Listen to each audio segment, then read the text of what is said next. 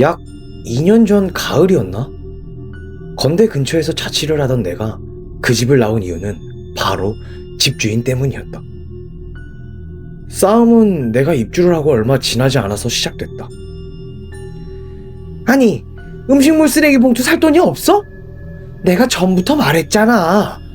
이렇게 버리면 안 된다고. 아니, 제가 버린 거 아니라고요. 대체 몇 번을 말해요. 저 쓰레기 봉투 잘 사서 쓴다니까요. 어머, 눈 똑바로 뜨고 말하는 것 좀 봐. 참 기가 막혀서. 학생이 여기 이사 오고 나서부터 이런 일이 생기는데 그럼 누구겠어? 이렇게 싸움을 하는 것도, 그리고 그 집도 모두 지겨웠다. 틈만 나면 정전이 되는 것은 기본이었고, 새벽에 화장실 좀 가려고 불만 켰다 하면 비누를 갉아먹다 들켜서 불이 나게 변기 속으로 도망가는 쥐새끼들. 게다가 버리지도 않는 음식물 쓰레기를 버렸다면서 나를 몰상식하고 비도덕적인 인간 취급을 하는 집주인까지. 모든 게 너무나도 끔찍한 이 집에서 나가야겠다고 생각한 것이 딱 그맘때쯤이었다. 나는 중개 비용과 집 청소 비용 등을 모두 내가 지불하는 조건으로 계약을 중도 해지하기로 하였고, 일을 쉬는 날에 근처 부동산으로 발품을 팔기 시작했다. 모아놓은 돈이 딱히 없어서 보증금이 저렴한 월세방을 구하는 게 쉽지 않았고, 남들은 은행에서 척척 잘도 받는 전세 대출은 꿈도 꾸지 못했다. 그렇게 대여섯 군데 정도 돌아다니고 있을 때 중후한 분위기의 아주머니가 운영하는 부동산에서 내 조건에 맞는 방이 하나 있다며 나를 붙잡았다. 일단 앉아봐요. 전화 좀 해볼게요. 아주머니는 껌을 잘근잘근 씹으며 통화를 했고, 그 사이에 나는 소파에 앉아서 내부에 비치돼 있는 다양한 매물들을 살펴보고 있었다. 나야. 거기 송천빌라 106호 방 나간다 그랬지? 여기 손님이 찾는 방이랑 맞을 것 같아서 전화했어. 3365? 알았어. 학생, 갑시다. 짧게 통화를 끝낸 아주머니는 나에게 방을 보여주겠다며 함께 가자고 했고, 우리는 소형차에 몸을 싣고 길을 나섰다. 근처에 다른 부동산이 있거든. 서로 매물 같은 거 주고받고 하니까 오해하지는 말아요. 네. 이 집이 원래는 전세만 받는데 얘기만 잘하면 아마 월세로도 해줄 거예요. 여기가 또 좋은 게 전기세를 안 받아. 그러니까 월세가 좀 비싸도 전기세 포함이구나 생각하면 편하지. 여름에 에어컨 주장창 틀어놔도 되니까 얼마나 좋아. 안 그래요? 전기세를 안 받는다고요? 괜찮네요. 이런저런 대화를 나누다 보니 어느새 목적지인 빌라에 도착했고, 1층 현관에서 비밀번호를 누르던 아주머니가 갑자기 뭔가가 떠올랐는지 나에게 말을 걸었다. 참, 지금 사는 학생이 다음 주에 퇴실하는데 오늘 집에 있는지 없는지 모르겠다고 했거든요. 보러 간다고 얘기는 해놨다고 하니까 혹시 세입자 있더라도 그냥 편하게 둘러봐요. 네, 알겠습니다. 어디 보자. 비밀번호가... 문이 열리고 현관문으로 들어서니 내부에 온갖 이삿짐 박스와 커다란 봉투 안에 든 옷더미들이 가득했고, 문 하나를 지나서 바로 보이는 침대 위에는 누군가 이불을 뒤집어 쓴 채 누워 있었다. 학생이 있었네. 우리 방 좀 보러 왔어요. 네. 보고 가세요. 아이고, 자고 있었구나. 미안해요. 여기 사진만 금방 찍고 나갈게요. 어서 둘러봐요. 아주머니는 나에게 가보라고 손짓하며 목소리를 낮춰 말했고, 나는 차분하게 집안을 살펴보기 시작했다.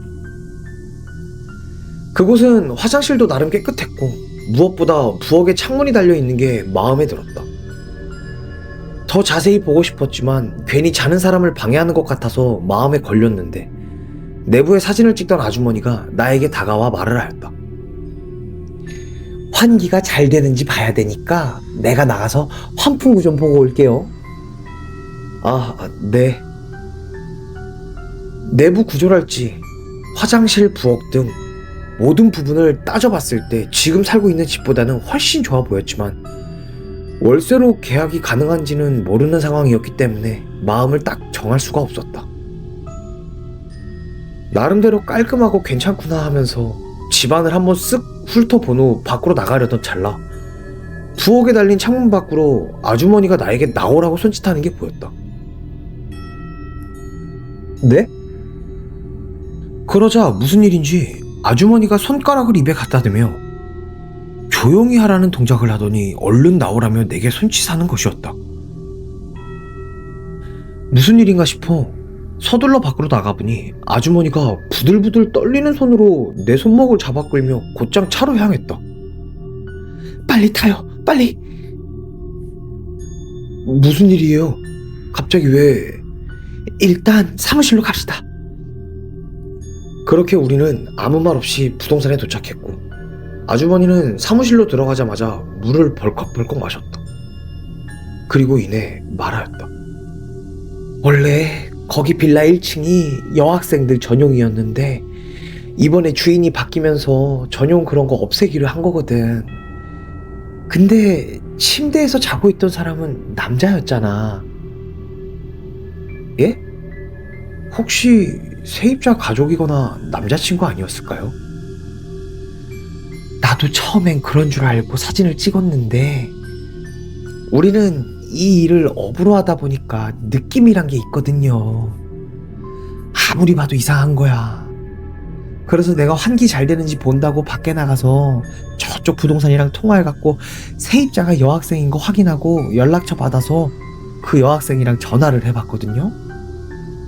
내가 그 학생한테 혹시 오늘 집에 누가 있냐고 물어보니까 자기는 지금 밖에 나와 있어서 아무도 없다고 그러는 거야.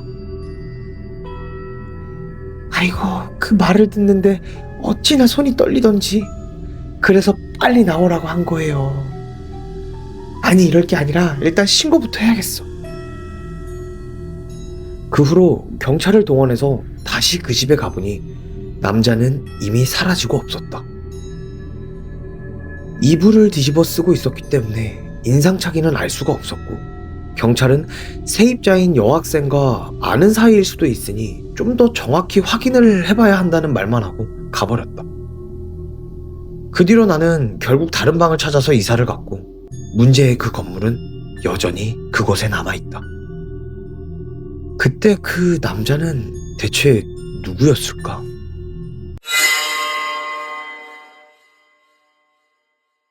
나는 평범한 여대생이다. 나는 여느 때와 다름없이 학교 수업을 끝내고 나른한 몸을 이끌고 집에 들어왔다. 구평 남짓한 원룸. 여기가 내가 생활하는 곳이다. 나름 아기자기하게 꾸미고 도배도 해놓으니 대충 여자가 사는 방 같았다. 좀 늦은 저녁을 먹고 TV도 좀 보다가 남은 과제를 하고 나니 어느덧 밤 11시가 훌쩍 넘어버렸다. 내일은 오전 일찍부터 첫 수업이라 일찍 잠을 청했다. 잠든 지 얼마나 지났을까? 누군가 우리 집 문을 두드리는 소리가 들렸다. 누나! 누나! 누나! 저 영민인데요. 누나 혹시 주무세요? 영민이? 한 살 후배인 영민이? 나는 졸린 눈을 비비며 현관문 앞에 섰다. 시계를 보니 새벽 1시가 다 된 시간이었다. 누나, 저 영민인데요. 응, 영민아. 이 새벽에 웬일이야? 새벽 1시가 다 되어가는 시간. 그다지 친하지 않은 후배의 방문이었다. 누나, 잠깐 문 좀 열어주시면 안 돼요? 왜? 이 시간에 무슨 일이야? 누나 죄송한데 제가 학교 앞에서 술을 한 잔 마셨는데 지금 너무 취해서 집에를 못 가겠어요. 그래도 그렇지. 여자 혼자 사는 집에 이 시간에 말도 없이 불쑥 찾아오는 건 좀 아니지 않아? 죄송해요, 누나. 저 정말 너무 힘들어서 그러는데 일단 저 화장실 좀 쓸 수 있을까요?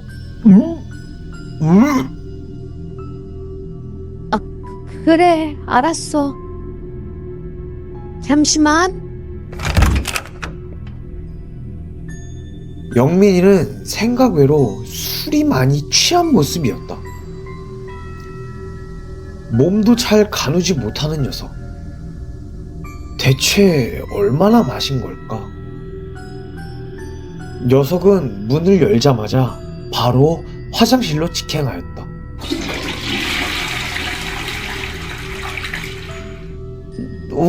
누나, 정말 죄송한데요. 제가 집까지 도저히 이 정신으로는 못 가겠어서 그러는데 한두 시간 정도만 눈 좀 붙이다 가도 될까요? 술 조금만 깨면 갈게요. 정말 죄송합니다. 그전 동아리 모임으로 다 같이 함께 방을 써본 적은 있지만 이 녀석과 단 둘뿐이라니. 뭐 이상한 놈이 아니란 걸 알고는 있었지만 나는 약간 당황스러웠다. 영민이를 소개하자면 나와 같은 동아리이다. 평소 학교에서 봉사활동이라든지 시골 농활 MT도 자주 참석하는 학생이었다. 부모님이 기독교 집안이며 집에서 막내라는 것 외엔 특별히 아는 것도 없었다. 그렇지만 뭐 평소 행실이나 들리는 얘기들로 봐선 나쁜 짓을 할 녀석은 아닌 것 같은데, 그렇다고 여자 혼자 사는 집에 재울 수도 없고. 하지만 녀석은 몸조차 가누지 못하고 있었다. 그렇게 나는 고민 끝에 말하였다. 그럼 딱 1시간에서 2시간이야. 더 이상은 안 돼. 누나, 정말 감사합니다. 저 너무 힘들어서 대충 여기서 좀 쉴게요. 영민이는 말이 끝나기 무섭게 대충 침대 밑 바닥에 앉았고 침대에 등을 기댄 채 코를 골며 잠들어 버렸다. 다 자고 있을 시간에 잠에서 깨니 왠지 잠이 오지 않았다. 하지만 내일은 오전 일찍부터 수업이 있었고 이놈도 깨워서 보내야 했다. 그렇게 나는 침대에 누워 천장을 바라보고 있었다. 그러던 중 어느샌가 나도 모르게 잠이 들어버렸다. 대략 느낌상 30분 정도 지났으려나? 침대 밑에 앉아있던 영민이가 나를 깨우기 시작했다. 누나!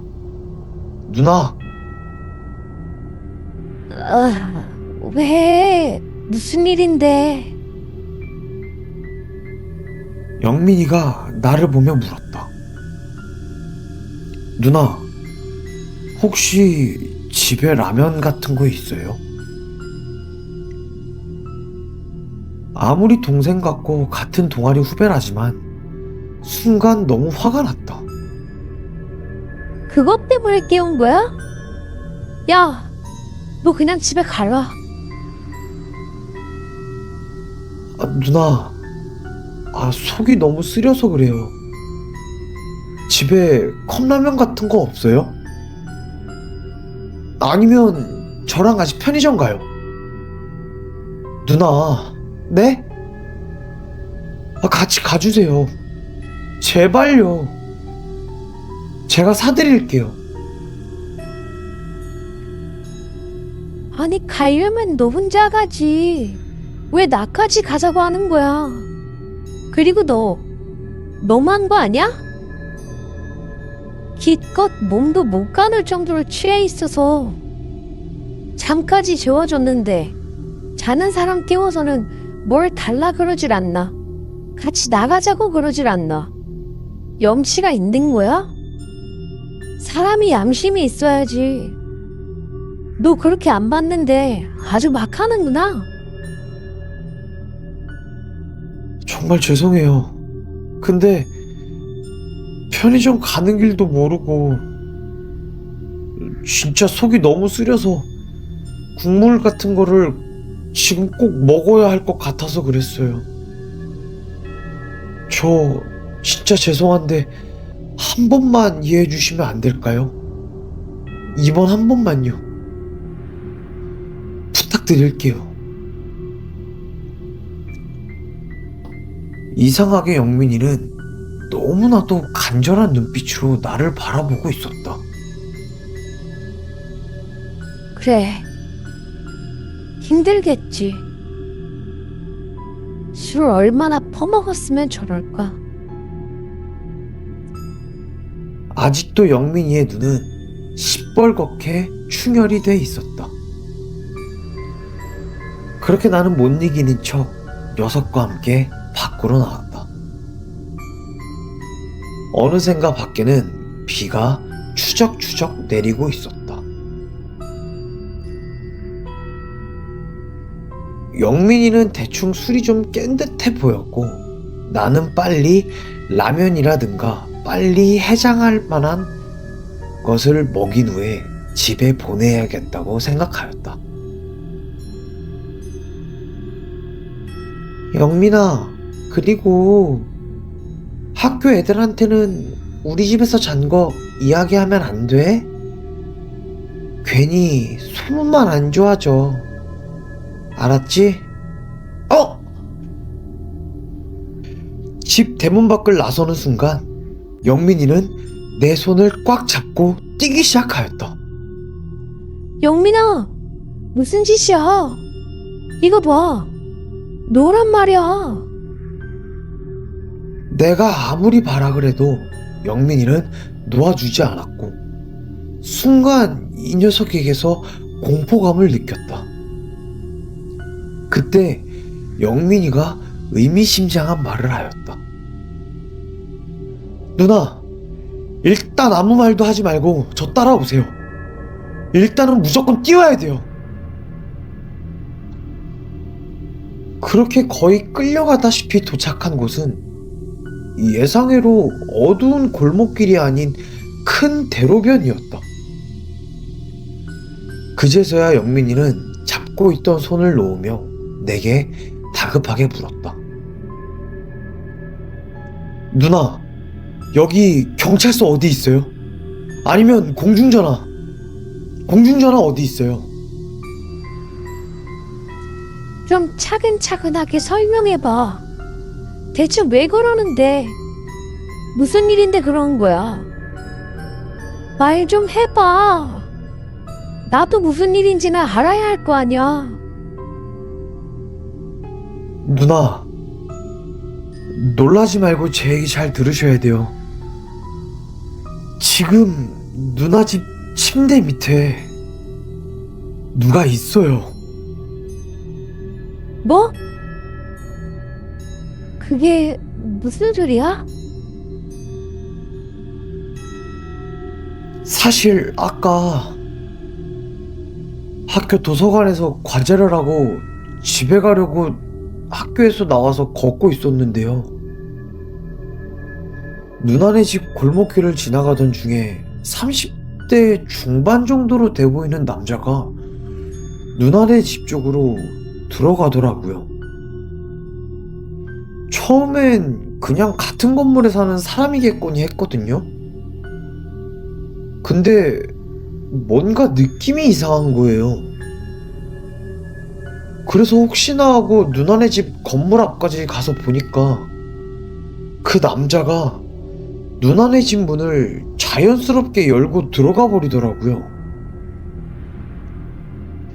근데 보통 누나랑 아는 사람이거나 누나 가족이었으면 들어가서 불을 켜야 맞는 건데 기다려봐도 불이 켜지질 않는 거예요. 그래서 일단 핑계라도 만들어서 누나네 집에 들어가야겠다 싶었는데 마침 같이 사는 친구 놈이 제 가방에 넣어놓은 소주 한 병이 있길래 원샷하고 술 취한 척 들어갔던 거였죠.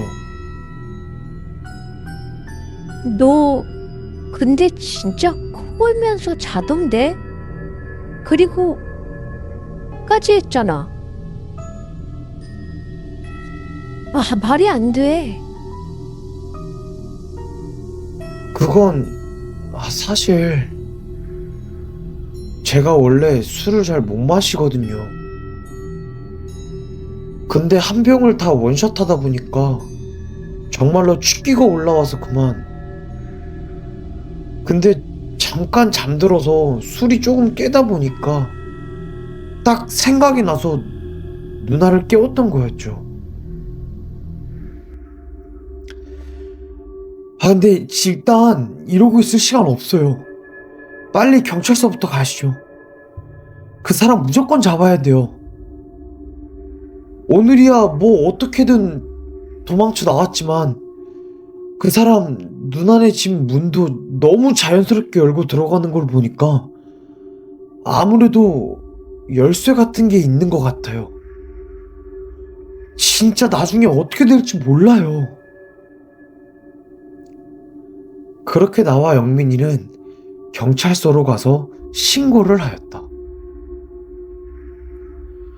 경찰과 함께 우리 집에 다시 돌아갔을 때 미처 빠져나가지 못한 채 침대 밑에 누워있던 사람을 잡을 수가 있었다. 그런데 나는 그 사람의 얼굴을 보자 너무 놀라 다리에 힘이 풀려 주저앉을 수밖에 없었다. 그 사람은 내가 처음 이 집을 계약할 당시 혼자 살고 있다고 했던 아랫집에 사는 집주인의 아들이었다.